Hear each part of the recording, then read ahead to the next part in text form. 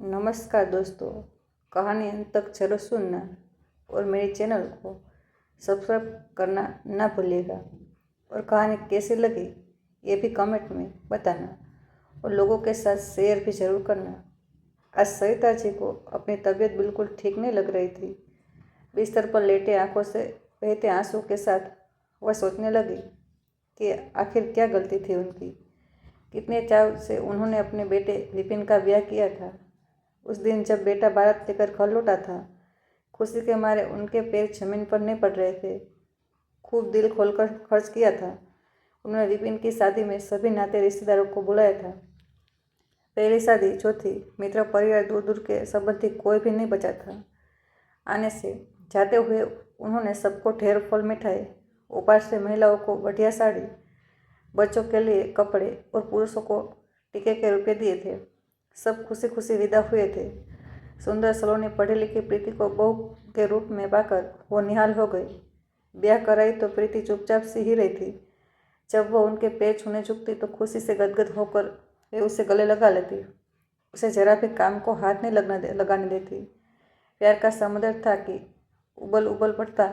उन्हें लगता क्या दूर अपनी दुलारी बहू के लिए उनके घर में किसी भी तरह की कोई कमी नहीं थी। पति काफ़ी धन संपत्ति छोड़कर गए थे। विपिन बिजनेसमैन था।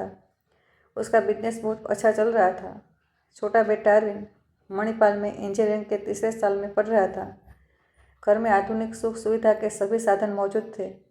काम करने के लिए नौकरानी थी। खाने पहनने का स्तर ऊंचा था। फल मिठाई से फ्रिज भरा रहता। जेवर कपड़ों से उन्होंने बहू की अलमारी भी भर दी थी। अरविंद की शादी के तुरंत बाद पढ़ाई करने लौट गया था। मेहमान भी एक एक करके सब विदा हो गए।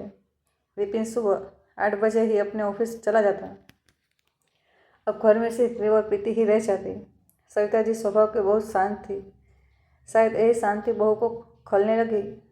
अपनी ऊब मिटाने के लिए उसने सास के बेवजह पंगे लेने शुरू कर दिए। वे पहले तो हैरत में आ गई। हालांकि उन्हें उसके व्यवहार से गहरा सदमा पहुंचा था, लेकिन धैर्य का परिचय देते हुए उन्होंने बहू की हर ज्यादती को अनदेखा अनसुना करने की कोशिश की। पर बहू की चालाकियों का कोई अंत नहीं था। नौकरानी अफसर छुट्टी कर जाती तो सारा काम सविता की जी में आ जाता। रसोई में प्रीति सब तैयारी हो जाने पर सिर्फ 6-7 रोटियां सेक लेती और ऐसे दिखाती जैसे उसी ने सारा खाना बनाया हो और वही हमेशा रसोई का सारा काम संभाले रहती हो। गैस चूल्हे पर उबदूब फैला हुआ आटा, दाल, चावल, छिलके ये सब उठाने का काम सविता जी का ही था। कोई भी काम करना प्रीति को अपने शान के खिलाफ लगता। उसे हमेशा अपने हाथ मैले होने का डर लगा रहता। वो तो पैर पर पैर रखे बरात में या छत पर बैठी स्टीरियो लगाकर नवले पढ़ती रहती। स्टीरियो की आवाज़ वह जानबूझकर ऊंची कर देती ताकि उसे कोई खलल न पड़े। वह दूध वाले धोबी आदि के लिए से दरवाज़ा न खोलना पड़े। हाँ, फोन की घंटी बजते ही वो उसक कर अपडेट करती। इससे घर में उस अपनी सत्ता दिखाने का मौका जो मिलता।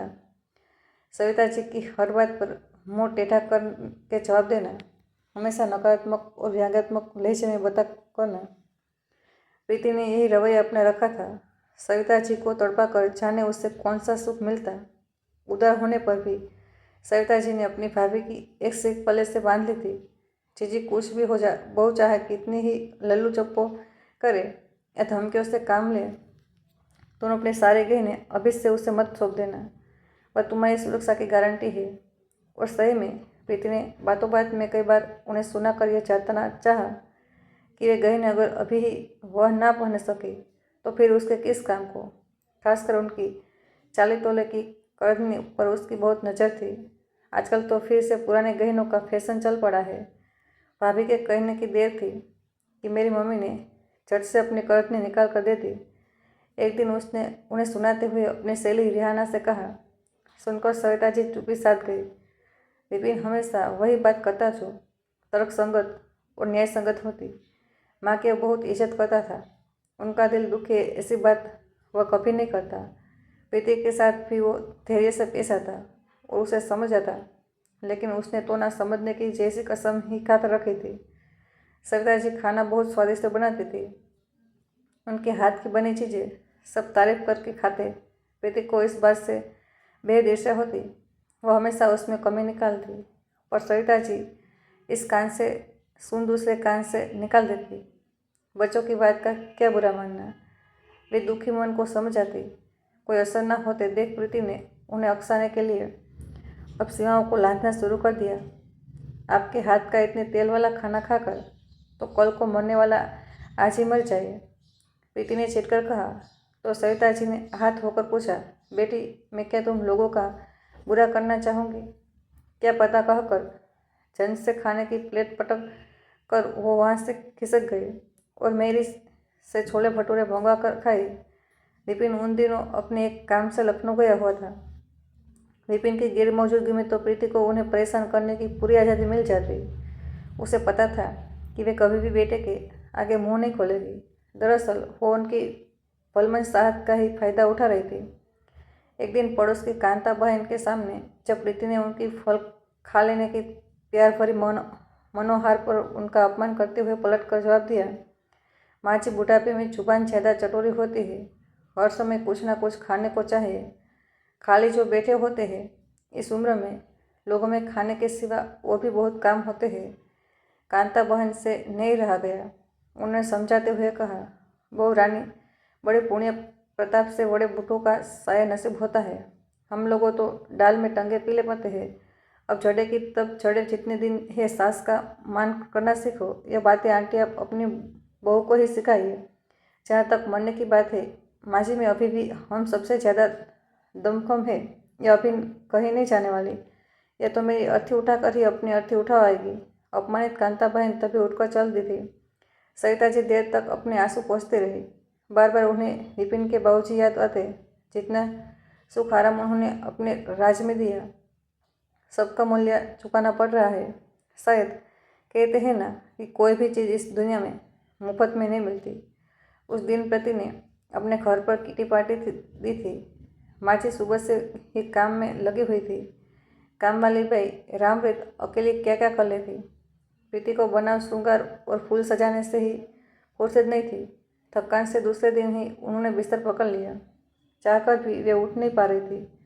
विपिन सिद्ध करके डॉक्टर को ले आया था। ब्लड प्रेशर नापा तो काफ़ी ज़्यादा था। डॉक्टर ने पूरी तरह से आराम करने की हिदायत दी। ब्लड प्रेशर की दवा तो वे ले ही रही थी, डोज कुछ और ज़्यादा बढ़ा दी गई। बीमार में भी प्रीति उनके पास न फटकती। सरिता जी अपने अपने के लिए तड़पती, लेकिन वो उनसे दूरी बनाते रखती। अलगा और उससे जानबूझकर वह उनके दिल को ठेस पहुंचाने में ही सुकून पाती। प्रीति फ़ोन पर अपनी सहेलियों से हंस बोल लेती, उन्हें घर बुला लेती या उनके साथ घूमने फिरने, शॉपिंग करने या होटल में खाने पीने निकल जाती। मगर सरिता जी की दुनिया तो बस घर में ही सिमट कर रह गई थी। घर में पसारा बोगानापन उनके आत्मा को कचोट था। चुप्पी तोड़ने का वे बहाना खोजती रही। बड़े अपनेपन से बहू का मुँह देखती। जरा उसके तेवर नरम पड़ते ही वे उसे कुछ खा लेने का आग्रह करती। तरह तरह से लाड जताना चाहती, लेकिन प्रीति कुछ ना कुछ ऐसी चुप थी, बात कर देती जो उनके कलेजे में तीर से चुभ जाती। फिर रो रो कर जी हल्का कर फिर से घर के कामकाज में लग जाती। दूसरों के सामने प्रीति बहुत भली बनने का नाटक करती। ईश्वर ने उससे मधुर आवाज़ दी थी, जिससे वह सबको प्रभावित कर हमेशा वाहवाही लूटने के लिए तत्पर रहती। लेकिन उसकी चालाकियाँ और बदतमीजियों का अंत नहीं था। उसको जब बेटा पैदा हुआ तो सबसे ज़्यादा खुशी सरिता जी को हुई थी कि शायद माँ बनकर बहू में कुछ समझदारी आ जाए। लेकिन माँ बनकर तो वो और भी ज़्यादा मगरूर हो गई। बच्चे को उन्हें हाथ तक नहीं लगाने देती। जाने कैसे तो बीमार रहती है, कहीं मेरे एकांश को छूत ना लग जाए। विपिन प्रीति को समझाता, तुम पढ़ी लिखी हो, क्या इतना भी नहीं जानती कि हाई ब्लड प्रेशर कोई छूत की बीमारी नहीं है। अब तो हमेशा अपनी माँ की तरफ से ही बोलेंगे, चाहे मेरा बेटा बीमार होकर मर ही क्यों ना चाहे। एक ब्लड प्रेशर ही क्या, और भी तो कई बीमारियाँ हैं इन्हें। कभी जोड़ों का दर्द, कभी पीठ का दर्द, ये सब तो बुढ़ापे में चलता ही रहता है। यह कोई जहाचूत की बीमारी नहीं है। पूछ लो किसी भी डॉक्टर से। विपिन अपनी तर्कसंगत बात उससे मनवाना चाहता। बेटा मेरा है, मेरी मर्जी, जिसे चाहूँ खिलाने दूँ, जिसे चाहूँ नहीं। पोते को खिलाने का हक उन्हें भी है। ठीक है, फिर अपना हक जताने आए हो। मैं कल ही मेरी मम्मी पापा के घर जा रही हूँ। इस चिपकू बुढ़िया से मैं तंग आ गई हूँ। अंदर का जहर उगलते हुए प्रीति बोली, माँ को दुख हो गया। यह सोच विपिन चुप्पी शांत गया था। न चाहते हुए भी उनकी बातें सरिता जी को सुनाई दे जाती। सुनकर वह कानों नहीं बंद कर सकती थी। लड़ाई करते हुए बहू का स्वर 7वें आसमान पर होता। उसके चीखने चिल्लाने पर उनके कलेजे में एक हुक सी उठती। उनका दिल पहले ही कमज़ोर था। चिंतित होकर वे गहरे अवसाद में डूब जाते। ये ईश्वर, बस अब नहीं सहा जाता। अच्छा हो, अब तुम मुझे उठा ले। अब जीने की बिल्कुल भी चाह नहीं रही। अब सब सोचते हुए लेटे लेटे उन्होंने दूसरी तरफ करवट बदली तो उन्हें चक्कर सा आ गया और फिर से आंखों से आंसुओं की धारा बह चले। अब नहीं बचूंगी। आज ही विपिन से छोटे को फ़ोन करके बुलवा लूँगी। उसके ब्याह की जिम्मेदारी अधूरी रह जाएगी, इसका उन्हें मलाल था। चलो, उनके जाने से बहू तो सुखी हो जाएगी। हमेशा उन्हें ना मरने का ताना देती है। बादशाही घुमा फिरा के कहती, मगर सरिता जी इतनी नादान तो थी नहीं कि ना समझ पाती। 2 महीने तक जब बहू की मायके से कोई खैर खबर नहीं आई तो उन्होंने ही विपिन को कस्में देकर उसे लिवाने भेजा था। विपिन किसी भी तरह जाने को राजी नहीं था। अपनी मर्जी से गई है, मर्जी से ही आएगी। माँ, तुम मुझे मजबूर मत करो। आकर तुम्हें और दुखी ही करेगी। रहने दो कुछ समय और, अपने आप आ जाएगी। ससुराल से भागकर आई लड़की को कितने दिन रख सकेगी उसके माँ बाप। लेकिन सरिता की अपने बेटे का घर टूटते हुए नहीं देख सकती थी। उन्होंने विपिन को बहुत समझाया और आग्रह किया। माँ के आग्रह को विपिन टाल नहीं सका। उसे प्रीति को लेने जाने ही पड़ा। पियर से आते ही प्रीति ने चेहरा बिगड़ कर कहा, मुझे मालूम था आखिर तो मेरी गरज पड़ेगी ही। बुढ़ापे में इतनी अकड़ अच्छी नहीं। जिसका दिया खाना पड़े उसके आगे तो झुकना ही पड़ता है। मैं तेरे पैर पड़ती हूँ बेटी। अब मैं तुझे सचमुच ज़्यादा दिन तंग नहीं करूँगी। क्या करूँ? आत्महत्या की हिम्मत में नहीं चुरा पाती। पिछले पापों की सज़ा इस जन्म में भुगत रही हूँ। अब इस जन्म में जानबूझकर वो पाप कैसे करूँ? कहीं बुढ़िया सच्ची कुछ करना बैठे। यह सोचकर प्रीति वहाँ से खिसक गई थी। विपिन कहता, माँ, तुमने शुरू से ही बहू को इतनी ढील देकर अच्छा नहीं किया, इसलिए वह काबू के बाहर हो गई है। वे मन में सोचती, दब कर रहने पर यह हाल है। अगर जो मैं कुछ करती तो जाने क्या होता। विपिन भी उन्हीं का ख्याल करके खामोश हो जाता, वरना एक बार तो उसने प्रीति पर हाथ ही उठा दिया होता। सरिता जी ने उठकर बीच बचाव किया तो उल्टे प्रीति उनकी से उलझ पड़ी। पहले बेटों को सिखाती और फिर मेरे सामने भली बनने का नाटक करती। उन्होंने तो जैसे नीलकंठ की तरह गरल पीना सीख भी लिया था। अब तो जैसे उन्हें पीड़ाओं से धीरे रहने की आदत हो चली थी। इससे हटकर कोई सुखी जीवन भी जिया जा सकता है, यह बात उनके लिए कल्पना से परे हो गई थी।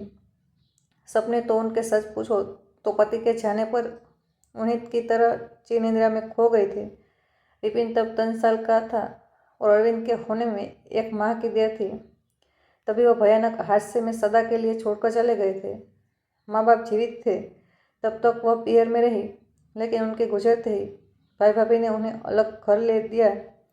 पिता अपने जीवन काल में ही वसीयत में आधा हिस्सा उनके नाम कर गए थे, इसलिए रुपये पैसे की कोई कमी नहीं थी। लेकिन सब कुछ होते हुए भी पति के बगैर जीवन काटना ही रह गया था, जीना नहीं। अपने भीतर उन्होंने इच्छाओं को पनपन ही नहीं दिया।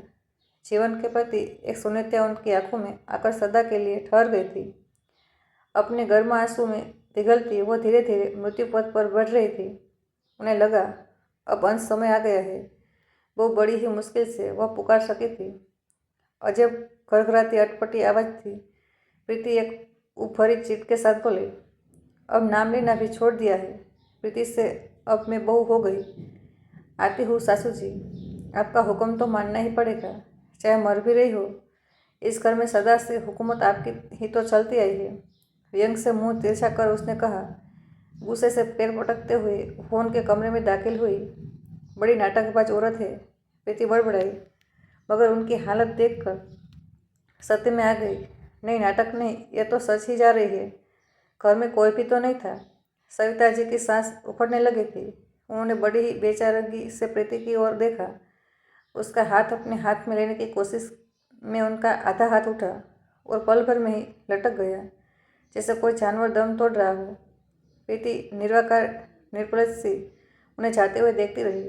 इस समय उसकी हालत अजीब थी, ना कोई गम ना कोई खुशी, जैसे कोई फिल्मी दृश्य देख रही हो। मेहरी के आते ही उसने नाटक शुरू कर दिया, वही खीसे पीटे बोल भरकर जो वो हजारों बार हिंदी फिल्मों और टीवी सीरियलों में सुनती आई थी। हाय माँ, हमें किसके सहारे अकेला छोड़ गई। अब कौन करेगा ऐसा लाड़ दुलार। मैं जरा सा भी सेवा का मौका नहीं दिया। आपकी जगह ईश्वर मुझे उठा लेता। अब तक काफ़ी भी भीड़ जमा हो गई थी। फोन पर सब सब खबर सुनते ही विपिन दौड़ आया। माँ के चरणों में बैठकर वो बच्चों की तरह फुट फुट कर रो पड़ा। प्रीति के मगरमच्छ आंसू की किसी को भी प्रभावित नहीं कर सके। शायद अंदर से वह भी इस बात को समझ रही थी। आज सविता जी बर्फ की सीढ़ियों पर शांत लेटी थी, कोई प्यार भरी हिदायत नहीं दे रही थी। आज प्रीति के कड़े बोल उनका कुछ नहीं बिगाड़ सकते थे। अब प्रीति खुद घर की स्वाभिमान थी। माँ जी के सारे जेवर जिन पर उसकी नीयत थी अब उसके अधिकार में थे। यह घर उनका बैंक बैलेंस सभी कुछ दोस्तों से मिला गया था। वो खुशी के साथ आसमान पर थी। विपिन जरूर अब खामोश रहने लगा था, लेकिन इससे माँ के विछोह का गम समझकर वो मन को तसल्ली देती। थोड़े दिन की बात है, बच्चे का प्यार जल्दी ही माँ की याद को भुला देगा, लेकिन उसका सोचा गलत साबित हुआ। विपिन को अब उसे नफरत हो गई थी। वो उसे माँ की मौत का जिम्मेदार समझता था। माँ भी कुछ साल और जिंदा रहती, मगर उनकी तो जीने की इच्छा ही इस पत्थर दिल दुष्ट औरत के कारण मर चुकी थी। इसने जीते जी उन्हें नरक की भट्टी में धकेल दिया था। ठीक है, अब भुगते यह भी। और विपिन ने भी उसके साथ ठीक वही व्यवहार दोहराना शुरू किया जैसा वह अपनी सास के साथ करती रहती। घर में वही बोझिलता, बेगानापन और खामोशी जिसमें माँ जी घुट कर रह जाती थी, अब उसका दम घुटने लगी थी। बच्चे से विपिन हंसता खेलता, लेकिन उसके साथ निपट रखाई और कठोरता बरतता। अपना हर काम वह खुद करता। पति सेवा का हक उसने पूरी तरह से उसे छीन लिया था। घूमने फिरने, पार्टी आदि में भी वे साथ न जाते। लोगों की पूछताछ और उससे उपजने वाली शर्मिंदगी से बचने के लिए प्रीति ने अब बाहर आना जाना ही छोड़ दिया था। जिसे हम अपना समझते हैं, चाहते हैं, उसकी बेरुखी और बेगानापन सहना क्या होता है। और प्रीति को इस बात का एहसास होने लगा था। जीने के लिए हर व्यक्ति कोई ना कोई बहाना खोजता है। उसने भी ढूंढ लिया था एक तरीका अपनी सास से नफरत का। और अब जब वह नफरत ही नहीं रही तो उसके जीवन में एक शून्यता आ गई थी। उस समय वह खुद नफरत कर रही थी, पर आज उसे झेल रही थी। अरविंद को नौकरी लखनऊ में ही किसी प्राइवेट फर्म में मिल गई। उसने जिस लड़की से सिविल मैरिज की वह कॉलेज में उसके साथ ही पढ़ती थी। लड़की के पिता इनकम टैक्स कमिश्नर थे। इस लड़की ने घर में आकर उससे वही खेल शुरू कर दिया जो कभी प्रीति बड़ी ही बेदर्दी से अपनी सास के साथ खेला करती थी। आज प्रीति एकदम अकेली रह गई है। एकांश को पढ़ने के लिए देहरादून हॉस्टल में भेज दिया गया है। विपिन बच्चे पर उसकी साया भी पढ़ने नहीं देना चाहता। अरविंद की पत्नी एक सलीकेदार, संस्कारशील, विनम्र, हंसमुख लड़की है। उसका भोला और मनमोहक रूप हर किसी को अपनी ओर आकर्षित कर लेता है। उसे जेठानी की करतूतों का पता कुछ अरविंद से, कुछ जान पहचान वालों से और कुछ अपनी जेठ विपिन का अपनी पत्नी के प्रति बेरुखी से लग चुका था। अरविंद की सह पर वह जेठानी को सबक सिखाना चाहती थी। हाँ, विपिन की वह बहुत इज्जत करती थी। अब जाकर प्रीति को अपनी गलतियों का एहसास हो चला था, लेकिन अब सिवा पछतावे के उसके पास कोई चारा नहीं था। बीता समय लौटाया नहीं जा सकता था। आज वो सोच रही थी, काश उसे मम्मी पापा ने गलत बातों के लिए टोका होता। जब वो उनके पास जाकर माँ जी का मजाक उड़ाती तो ना सिर्फ उसके भाई बहन बल्कि वे भी खूब हंसते, उसे गलत शिक्षा देते। घर में अपना रब दिखाकर विपिन को मिट्टी में रखना, वरना वो बूढ़िया तो तुझे एक तरफ बैठा देंगी। इस तरह की बातें वे उसे समझाते रहते। दूसरे भाई की शादी के बाद पीहर में प्रीति की कोई पूछ ही नहीं रहती थी। उसकी माँ नई बहू को खुश करने में लगी रहती, क्योंकि दहेज में उसने उनका घर भर दिया था। मेरी खुशियों में आग लगाकर मुझसे किस जन्म की दुश्मनी निकाली है मम्मी तुमने, वो मन ही मन कलपते हुए कहती। गहरे अवसाद में डूबे रहने से उसे कई तरह के मानसिक रोग लगे गए थे। अब वह सिर्फ दया का पात्र बनकर रह गई थी। हालांकि विपिन ने उसके इलाज में कोई कमी नहीं छोड़ी, लेकिन उसकी आत्मा को जो धुन लग गया था वो उसे खाए जा रहा था। इसका इलाज डॉक्टरों के पास भी नहीं था। उसकी हालत देखकर घरवाले सब उससे प्रेम और नरमी से पेश आने लगे थे, लेकिन माजी की आंखें उसका पीछा नहीं छोड़ती। अब प्रीति हर समय इसी सोच में डूबी रहती, आखिर मैं कहाँ गलत थी। दोस्तों, आपको यह कहानी कैसी लगी? अपनी राय कमेंट बॉक्स में ज़रूर बताइए। और ये कहानी पसंद आई तो वीडियो को लाइक, चैनल को सब्सक्राइब करना ना भूलें। मिलते हैं जल्दी एक नई कहानी के साथ। तब तक के लिए धन्यवाद।